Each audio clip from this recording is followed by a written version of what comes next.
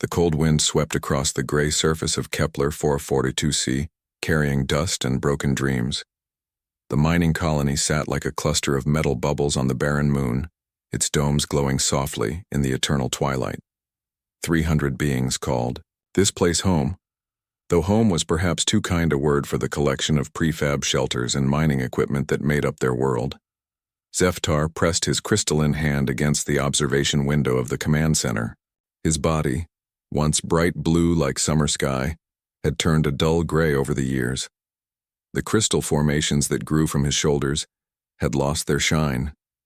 At 200 years old, he was ancient by Vex-High standards, but he had volunteered to run this colony because someone had to.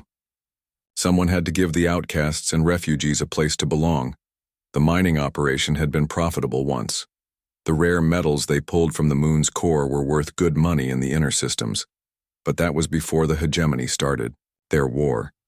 Before entire worlds began disappearing from the star charts. Before hope became a luxury that only the foolish could afford. Administrator, came a wet, bubbling voice behind him. Glubnock shuffled into the room, his amphibious skin glistening under the artificial lights. The Mordak engineer was built like a barrel, with thick arms and webbed fingers that could work in any environment. Scars covered his hide from the war he had fled 20 years ago. The defense grid is failing again. Zeftar turned from the window. His compound eyes, dim with age and worry, focused on his chief engineer. How long do we have? Maybe 6 hours before the main generator overloads, Glubnox replied. He wiped his hands on a rag that had seen better days. The plasma cannons are running on backup power and the shields are at 30%. If something comes through, that hyperspace junction, we might as well throw rocks at it. The hyperspace junction. That was their blessing and their curse. The natural phenomenon allowed ships to travel between star systems in days instead of years. It made their remote colony accessible to trade ships and supply runs. It also made them accessible to things they did not want to meet. Any word from the patrol ships? Zeftar asked, though he already knew the answer. Nothing for 3 days, Glubnox said. Last transmission was from Captain Velnox. His ship was checking the outer markers when they detected multiple contacts, dropping out of hyperspace. Then silence. They both knew what silence meant in space. Captain Velnox had been a good Vex-High, with a wife and 2 younglings back in the residential dome. His patrol ship carried a crew of 12. 12 more souls lost to the darkness that was spreading across the galaxy. The door to the command center hissed open, and Click Thresh entered with the rapid clicking steps of her species. The Thylan security chief stood barely 4 feet tall, but her compound eyes missed nothing. Her chitinous exoskeleton was polished black, and the forearms that extended from her torso carried various tools and weapons. She had been a soldier once, before the hegemony destroyed her homeworld. There is panic in the residential sectors, she reported in her clicking voice. The families are asking questions. The workers have abandoned their posts in sections 7 and 9. Fear spreads faster than truth in times like these. Zeftar felt the weight of 300 lives pressing down on his shoulders. When he had first come to this moon, he had promised them safety. He had promised them a new beginning, far from the wars and conflicts that plagued the inner worlds. Now that promise felt like ash in his mouth. What can we tell them, he asked. That help is coming, that the Colonial Defense Force will save us? We cannot even contact anyone. The communications array was destroyed by that meteor shower last week. We could try to evacuate, Glubnox suggested, though his tone made it clear he did not believe in the plan. The transport ships can carry maybe 150 beings. We could send the families first, the younglings, and leave the rest to die? Click Thresh clicked her mandibles in what might have been laughter or despair. The hegemony does not take prisoners. They do not negotiate. They come, they destroy, they move on. That is their way. Zeftar walked to the tactical display that dominated the center of the room. The holographic projection showed their solar system, with red markers indicating the last known positions of hegemony forces. 3 days ago, those markers had been in the neighboring system. Yesterday they had moved closer. Today there were no markers at all, which was somehow worse than seeing the enemy approaching. "They are out there," he said quietly. "We know they are coming. The question is not if, but when." The three beings stood in silence, each lost in their own thoughts. They represented three different species that had found common ground in this remote place. The Vexhi with their crystal bodies and long memories, the Mordak with their practical nature and skill with machines, the Thylan with their warrior spirit and fierce loyalty. Together, they had built something worth protecting. Now, they faced its destruction. Outside the command center, life in the colony continued with the desperate normalcy of beings who refused to surrender to fear. In the residential domes, families gathered around dinner tables, telling stories and sharing meals as if tomorrow would come as surely as the artificial dawn. In the workshops, some workers still tended to the machines that kept their world running, finding comfort in routine and purpose. But in the shadows between the domes, others made different preparations. Weapons were cleaned and checked. Emergency. Supplies were gathered and hidden. Messages were recorded for loved ones who might never hear them. The colony prepared for its final hour with the quiet dignity of beings who had already lost everything once before. In the nursery dome, younglings of all three species played together, their laughter echoing off the curved walls. They did not understand the fear that gripped their parents. They did not know that death was coming from the stars. They simply played and laughed and dreamed of futures that might never come to pass. As the artificial night settled over the colony, Zeftar returned to his private quarters. The small room contained little more than a sleeping alcove and a desk covered with reports he would never finish. On the wall hung a photograph from the colony's founding ceremony 5 years ago. 300 beings, representing dozens of species, standing together under an alien sky. They had been so hopeful then, so certain that they could build something lasting. He touched the photograph with one crystalline finger, and for a moment, his body flickered with its old blue light. Then the moment passed, and the gray returned. Hope, it seemed, was a young being's luxury. In the communications center, automated systems continued their futile attempts to reach the outside galaxy. Distress signals pulsed out into the void, carrying the colony's coordinates and a simple message: "We are 300 souls awaiting death. If anyone receives this, please remember that we tried to build something beautiful here." The signals traveled at the speed of light, racing through empty space toward worlds that might no longer exist.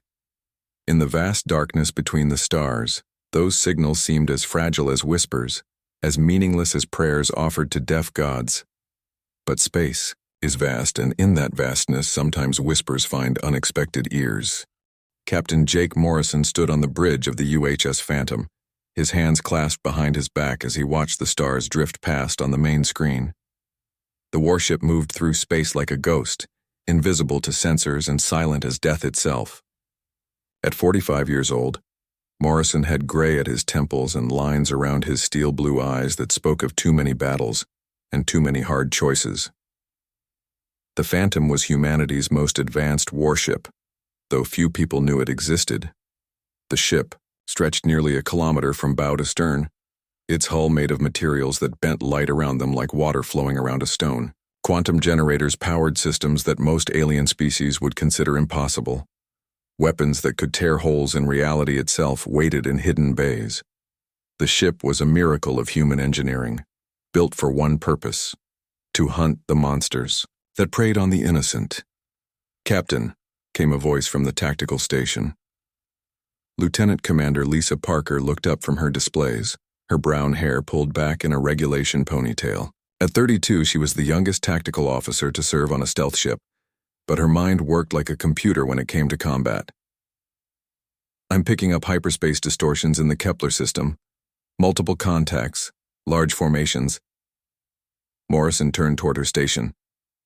"How many?" Parker's fingers danced across holographic controls as she refined the sensor data. 12 dreadnoughts, sir. 30 destroyers. Countless support vessels. It's a full hegemony extermination fleet." The bridge fell silent except for the quiet hum of the ship's systems. Every officer knew what a hegemony extermination fleet meant. Entire worlds had vanished under their guns. Billions of beings had died screaming as their homes turned to ash and radioactive dust. The hegemony did not conquer. They simply erased. Any inhabited worlds in that system? Morrison asked, though he already suspected the answer. Yes, sir, replied Navigation Officer Amy Foster from her position near the helm. The young woman's blonde hair caught the light from her displays as she checked the star charts. Kepler 442c has a mining colony, population 300 mixed species, mostly refugees and workers. Commander Ryan Bell looked up from the engineering station where he monitored the ship's advanced systems. Bell had served with Morrison for 15 years, through the Centauri Wars and the border conflicts. His weathered face showed the strain of watching too many worlds burn. Captain, even the Phantom has limits, one ship against an entire fleet. Morrison nodded. He understood the math as well as anyone. The Phantom was powerful beyond imagination, but it was still just one ship. The hegemony fleet could glass an entire planet while barely noticing the loss of a few vessels. In any sane universe, engaging such a force would be suicide. But Jake Morrison had not survived 20 years in the void by being sane. Amy, plot a course for the Kepler system. Maximum stealth, he ordered. Lisa, begin analyzing the fleet composition. I want to know their formation patterns, command structure, everything. Sir, Bell said quietly. We could report this to command. Request a full battle group. By the time help arrives, there won't be anything left to save, Morrison replied. He walked to the center of the bridge where a holographic display showed the tactical situation.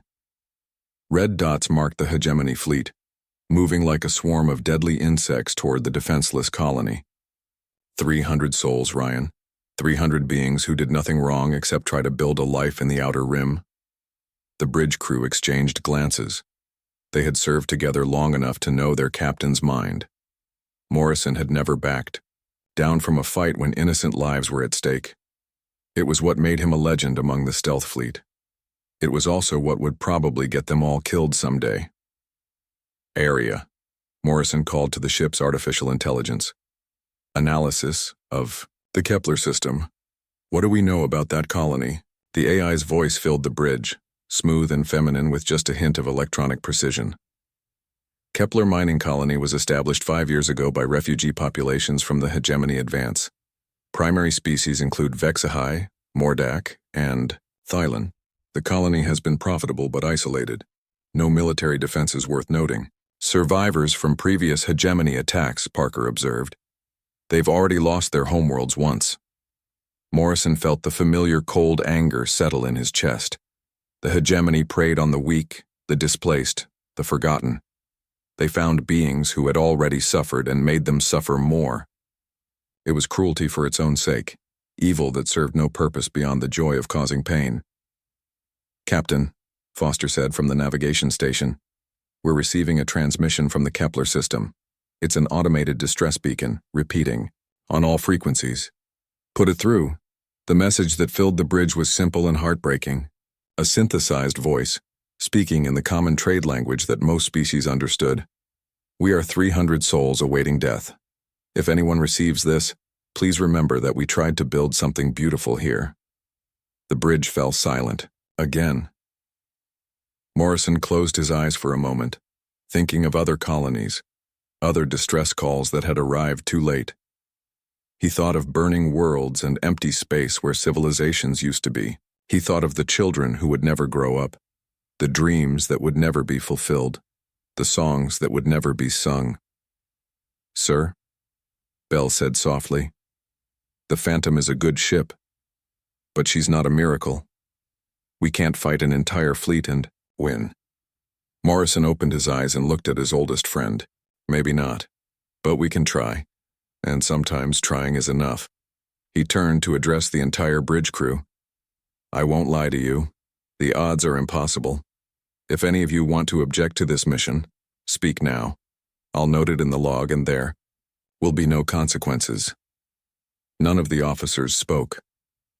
Parker straightened at her station, her hands already moving to prepare weapon systems. Foster began calculating attack vectors that would give them the best advantage. Bell shook his head but started rerouting power to the quantum generators. Very well, Morrison said. Lisa, what's the status of that hegemony fleet? They're moving. Into bombardment formation around the colony, sir. Estimate 6 hours before they begin the attack. They're being methodical about it.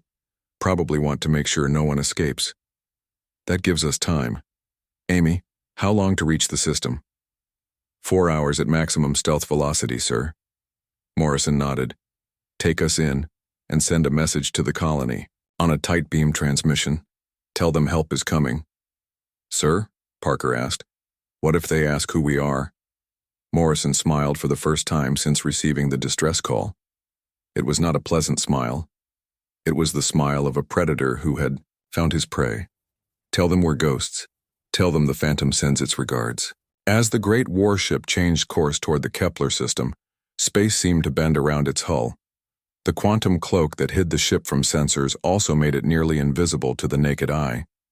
To outside observers, the Phantom looked like a ripple in space, a shadow that moved among the stars. In the engineering section, Bell monitored the exotic systems that kept the ship hidden and deadly. Quantum torpedoes that could phase through solid matter. Energy weapons that fired coherent streams of collapsed space-time. Shields that existed in multiple dimensions simultaneously. The technology was so advanced that most alien species would consider it magic. But to the crew of the Phantom, it was simply the tools they needed to do their job. And their job was to stand between the darkness and the light, no matter the cost. As they raced toward the Kepler system, the distress beacon continued to pulse through space, carrying its message of despair and fading hope. But now, for the first time in days, that beacon would receive an answer. The ghosts were coming. The hegemony fleet hung in space around Kepler 4482c like a swarm of metal vultures. 12 massive dreadnoughts formed the backbone of the formation, each one the size of a small city. Their dark hulls bristled with weapons that could crack planets. Around them, 30 destroyers moved in patrol patterns, their sensors sweeping space for any sign of resistance. Admiral Vorthak stood on the bridge of his flagship, the Destroyer of Hopes.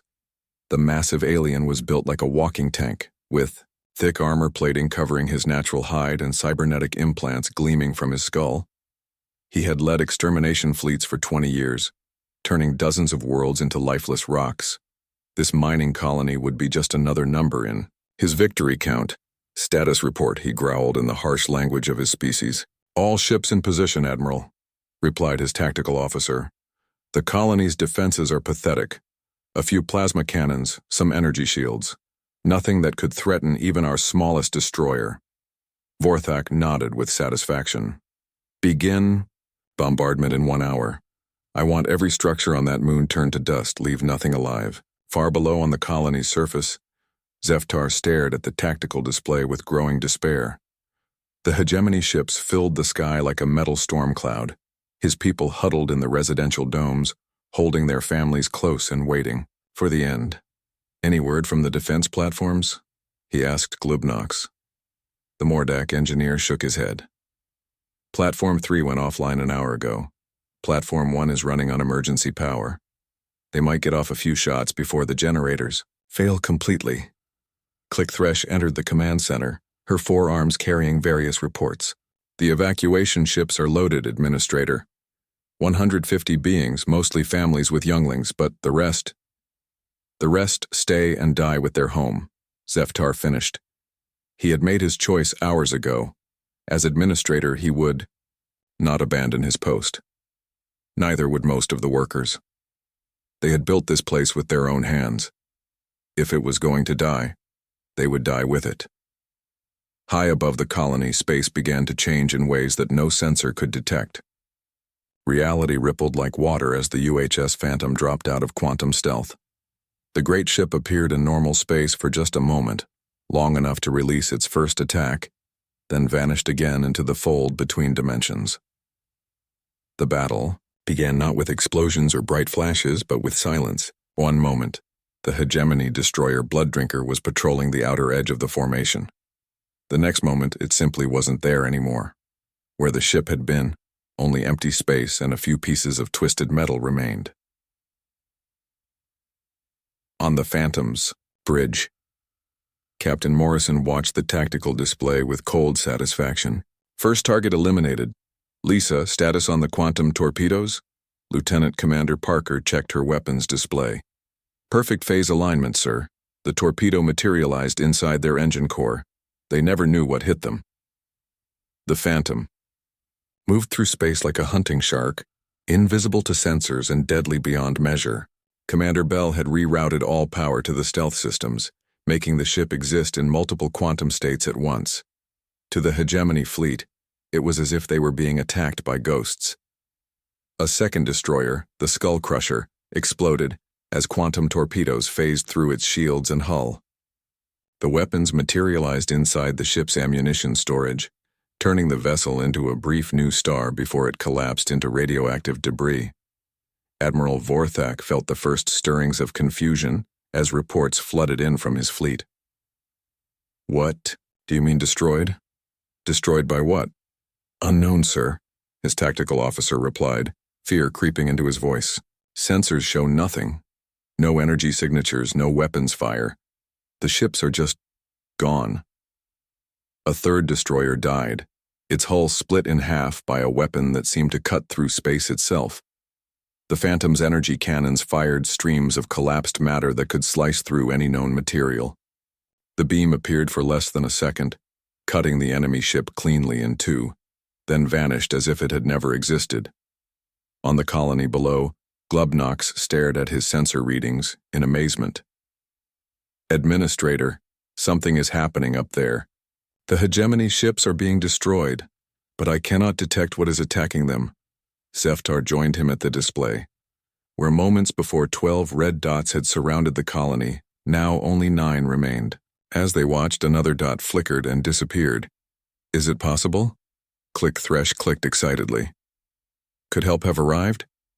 Before anyone could answer, the colony's communication system crackled to life. A human voice, speaking in accented, but clear trade language, filled the command center. Kepler Colony, this is Captain Jake Morrison of the United Human Starship Phantom. We received your distress call. Help has arrived. The 3 aliens stared at each other in shock. Humans were legends in this part of space, stories told by traders and refugees. Some said they were warriors without equal. Others claimed they were myths, ghost stories to frighten children. None of them had expected to actually meet one. This is Administrator Zeftar, he replied into the communicator. Captain Morrison, there is an entire hegemony fleet above us. How many ships do you have? The answer came with what sounded like dark humor. Just one, Administrator, but sometimes one is enough. Above the colony, the Phantom continued its deadly work. Navigation Officer Amy Foster piloted the ship through impossible maneuvers, using quantum mechanics to appear in multiple locations at once. The ship would phase into normal space, fire its weapons, then disappear before the enemy could react. The hegemony fleet tried to fight back, but how do you battle an enemy you cannot see? Their weapons fired at empty space while invisible death struck from all sides. Panic began to spread through the fleet as ship after ship vanished in balls of fire and twisted metal. Admiral Vorthak had faced many enemies in his long career, but nothing like this. His species prided themselves on being the ultimate predators, the apex hunters of the galaxy. Now, for the first time in his life, he felt like prey. All ships, fire at random vectors, he commanded. Saturate the entire area with weapons fire. Whatever is out there has to be somewhere. The remaining hegemony ships opened fire with everything they had. Energy beams and missile swarms filled the space around the colony with deadly light. But the Phantom was no longer where they expected it to be. The ship had moved into a higher dimensional space, existing slightly outside normal reality. Captain Morrison watched the enemy's desperate attack with professional interest. They're learning. Not fast enough, but they're learning. Lisa, target their command ship. Let's end this. The Destroyer of Hopes was the largest and most powerful ship in the hegemony fleet. Its shields could stop planet-killing weapons. Its armor could survive the explosion of a star. But neither shields nor armor could stop a weapon that materialized inside the ship itself. The quantum torpedo appeared in the center of the flagship's bridge. Admiral Vorthak had just enough time to see the impossible device before it detonated.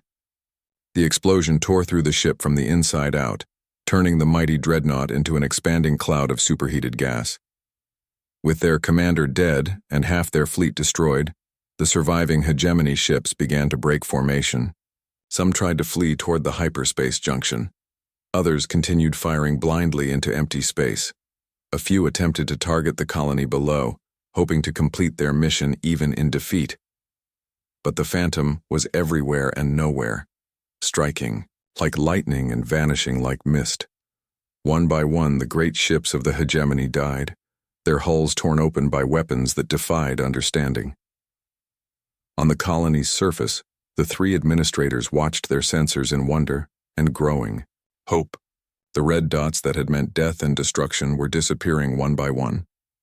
Whatever force had come to their aid, it was winning a battle that should have been impossible to win.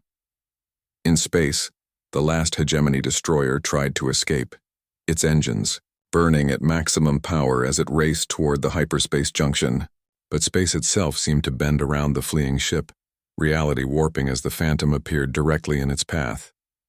The final shot was almost gentle compared to the destruction that had come before. A single energy beam, precise and surgical, struck the destroyer's engine core. The ship died quietly, its lights going out as it drifted powerless in the void, and then, for the first time in hours, space around Kepler 442c was silent. Silence filled the space around Kepler 442c, like a blanket after a storm. Where hours before a mighty hegemony fleet had darkened the stars, now only debris and fading energy clouds remained. The colony's sensors showed empty space except for one strange reading, a ship that seemed to flicker in and out of existence like a ghost made real. On the surface of the mining colony, 300 beings stood in their central plaza, looking up at stars that suddenly seemed bright and welcoming. Again, Administrator Zeftar felt his crystal formations beginning to glow with their old blue light for the first time in months. Hope, that fragile thing he thought had died forever, stirred again in his ancient heart. Captain Morrison, Zeftar, spoke into the communication device with trembling hands. The fleet, they are all gone? The human voice that answered carried a tone of quiet satisfaction. All destroyed or driven off, Administrator. The immediate threat to your colony has been eliminated. Chief Engineer Glubnock studied his sensor displays with the wonder of a being witnessing a miracle. The battle recordings showed impossible things, ships destroyed by weapons that appeared from nowhere, energy beams that cut through space itself, explosions that happened inside enemy hulls without any visible cause. Captain, your technology. How is this possible? Captain Morrison's reply was simple and humble. We think differently about the problems of war and survival, Engineer. Your people are safe now. That's what matters. Security Chief Click Thresh clicked her mandibles in what her species used for laughter, but it was laughter touched with tears. One ship against an entire fleet. The stories they tell about humans in the Outer Rim, I thought they were just tales to frighten children. Sometimes the best way to fight monsters is to become something they fear more, Morrison replied. But we're not here to frighten anyone. We're here to help. Above the colony, the UHS Phantom slowly materialized into normal space, its quantum cloak fading like morning mist. The great ship hung in the void like a silver needle, beautiful and deadly in equal measure. Its hull reflected the light of distant stars, and for a moment it seemed less like a machine of war and more like a work of art. On the Phantom's bridge, Lieutenant Commander Lisa Parker finished her damage assessment. All systems green, Captain. No casualties, minimal power drain. The stealth systems performed perfectly. Commander Ryan Bell wiped sweat from his forehead as he monitored the quantum generators. I've got to admit, Jake, when you said we were taking on an entire fleet, I thought we were all dead, but those new torpedo designs worked better than anyone expected. Navigation Officer Amy Foster smiled as she watched the colony's lights twinkle on the main screen. Look at them, sir. They're actually celebrating down there. When was the last time we got to see that? Captain Morrison allowed himself a small smile. In 20 years of fighting in the Outer Rim, victories like this were rare. Usually they arrived too late, finding only burned worlds and empty space. Today, for once, they had been in time to save something beautiful. Area, Morrison called, to the ship's artificial intelligence. Send a detailed report to Fleet Command. Include full tactical analysis of the hegemony formation and their response patterns. Other ships might face similar situations. Acknowledged, Captain, the AI replied. Report transmitted. Command requests permission to study the colony's defense needs and recommend permanent security measures. Morrison nodded. The colony would need better defenses if they were going to survive in the Outer Rim. The hegemony was like a disease. Cut out one infection and 3 more would appear somewhere else. But that was a problem for tomorrow. Captain Morrison, came Zeftar's voice over the communication channel. We do not know how to thank you. You asked for nothing. You came when we had given up all hope. What can we possibly offer in return? Morrison thought for a moment before answering. Administrator, 5 years ago you took in refugees from dozens of different species. You gave them homes, jobs, hope for the future.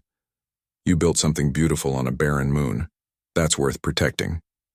Down on the colony's surface, the celebration was unlike anything the 3 species had ever shared. Vex-High younglings ran between the domes, their crystal bodies glowing with excitement.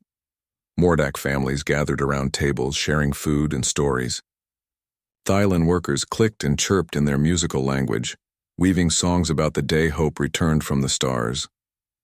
In the residential quarters, parents who had spent the day preparing for death now tucked their children into bed with stories of human ships that appeared like ghosts to save the innocent. The stories would grow in the telling, becoming legends that would spread across the galaxy. Glubnox found himself studying the technical readouts from the battle, his engineers' mind trying to understand how the human weapons worked. The quantum torpedoes that could phase through solid matter, the energy beams that cut through space-time itself, the shields that existed in multiple dimensions. It was technology so advanced it seemed like magic. Their science is centuries ahead of ours, he said to Click Thresh as they walked between the domes. Maybe thousands of years, and yet they use it to protect colonies like ours instead of conquering the galaxy. Why? The Thylon security chief considered the question. Perhaps that is why they are so advanced. They think differently than the hegemony. They create instead of destroy. They protect instead of consume. Zeftar stood alone in the command center, looking up at the stars through the observation window. The human ship was still visible, a silver dot against the darkness. Soon it would leave, returning to whatever mission had brought it to their distant corner of space. But its presence had changed everything. Captain Morrison. He spoke into the communicator one last time. Will we see you again? The human captain's voice was warm when he replied. We patrol the Outer Rim, Administrator. We go where we're needed. But you have our communication codes now. If trouble comes again, we'll hear your call. As the hours passed, word of the battle began to spread beyond Kepler 442c. Automated beacons carried the news to trading posts and waypoints throughout the sector. The story grew with each telling. A human warship that appeared from nowhere, destroyed an entire hegemony fleet, then vanished back into the void. In the taverns and meeting halls of 100 worlds, beings whispered the tale to each other. Some called it impossible. Others claimed it was just another human legend. But in the Outer Rim, where hope was a rare and precious thing, the story took on a life of its own. They said that when all seemed lost, when death came calling and the universe turned dark, that was when the humans came. Ghost ships that existed between dimensions. Warriors who fought impossible odds and won. Protectors who asked nothing in return except the chance to stand between the darkness and the light. The UHS Phantom began to fade from normal space, its quantum cloak engaging, as it prepared to continue its patrol. But before it vanished completely, Captain Morrison sent one final message to the colony below. Remember that hope never truly dies. It just waits for the right moment to return. Keep building beautiful things among the stars. We'll be watching. And, with that, the ghost ship was gone, leaving only the memory of its presence and the promise that somewhere in the vast darkness, humanity stood guard. In the years that followed, Kepler 442c grew and prospered. New families came to the colony, drawn by stories of the place where hope had returned from the stars. A monument was built in the central plaza, not to victory or war, but to the moment when three desperate species learned they were not alone in the universe. The inscription on the monument was simple, written in the languages of all the species that called the colony home. Here hope was reborn when the phantoms came from the dark between the stars. And in the outer rim, where dangers still lurked and innocence still needed protection, the legend of the human ghost ships grew. They were out there somewhere, moving between the stars like guardian angels, ready to appear whenever the darkness grew too deep and the need was too great. The galaxy had learned a new truth. As long as humanity endured, no one would face extinction alone.